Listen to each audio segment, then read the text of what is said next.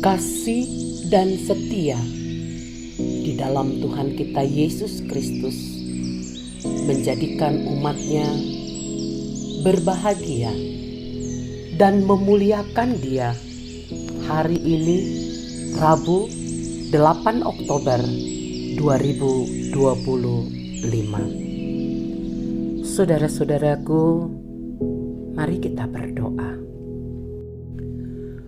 Pujian, hormat, dan kemuliaan kami naikkan kepadamu ya Bapa, sebab sampai saat ini Engkau telah memberkati kami, melimpah-limpahkan kekuatan, kesehatan, sehingga kami dapat mendengar firman-Mu.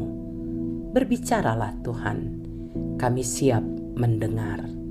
Demi nama Yesus Kristus, kami berdoa. Amin. Saudara-saudara yang dikasihi Tuhan, pembacaan Alkitab kita hari ini Rabu 8 Oktober 2025 terdapat dalam kitab Roma 3 ayat 21 hingga 26 dengan judul perikop Manusia Dibenarkan Karena Iman.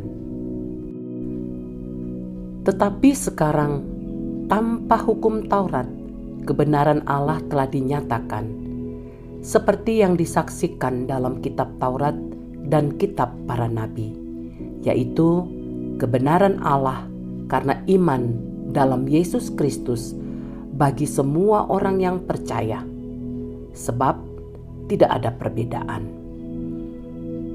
Karena semua orang telah berbuat dosa dan telah kehilangan kemuliaan Allah, dan oleh kasih karunia telah dibenarkan dengan cuma-cuma karena penebusan dalam Kristus Yesus. Kristus Yesus telah ditentukan Allah menjadi jalan pendamaian karena iman dalam darah-Nya. Hal ini dibuatnya untuk menunjukkan keadilannya, karena Ia telah membiarkan dosa-dosa yang telah terjadi dahulu pada masa kesabarannya.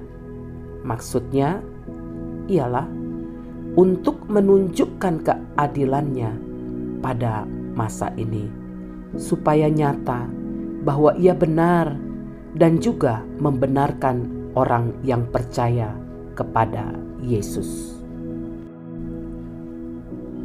Saudara-saudara yang dikasihi Tuhan, judul renungan kita hari ini Kasih Karunia Penebusan, ayat 24 sebagai penekanannya, dan oleh anugerahnya telah dibenarkan dengan cuma-cuma melalui penebusan dalam Kristus Yesus.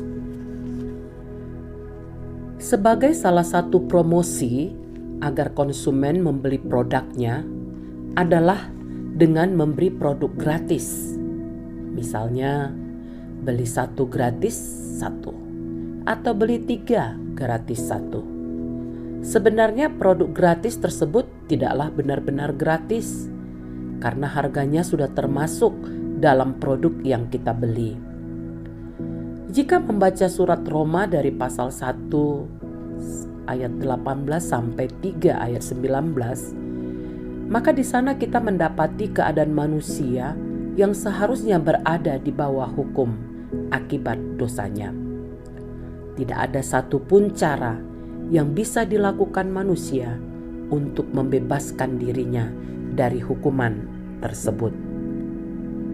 Dalam Roma 7 ayat 19, Paulus menulis, "Sebab bukan apa yang aku kehendaki, yaitu yang baik yang aku lakukan, melainkan apa yang tidak aku kehendaki, yaitu yang jahat yang aku lakukan."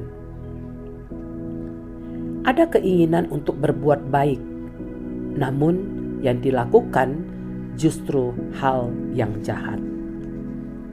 Haleluya! Oleh karena anugerah-Nya yang begitu besar, maka Allah tidak membiarkan manusia kehilangan harapan.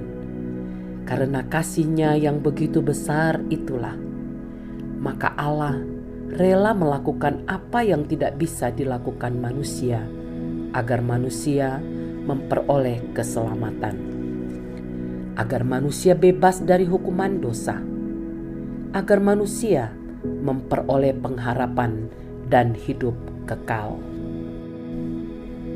Keselamatan yang kita terima adalah keselamatan karena anugerah, bukan karena perbuatan baik atau karena melakukan hukum Taurat, seperti membeli produk beli satu gratis satu.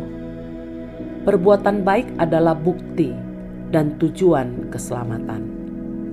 Kita berbuat baik bukan agar kita diselamatkan, tetapi kita berbuat baik karena kita telah diselamatkan.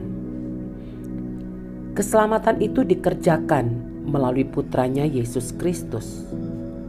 Kristus telah ditentukan Allah menjadi jalan pendamaian melalui iman dalam darah-Nya. Namun perlu dicatat bahwa keselamatan itu harus diimani.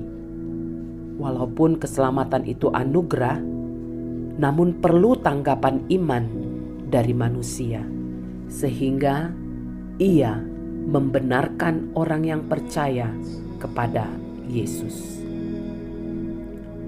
Penegasannya, keselamatan kita tergantung kepada iman kepada Yesus Kristus.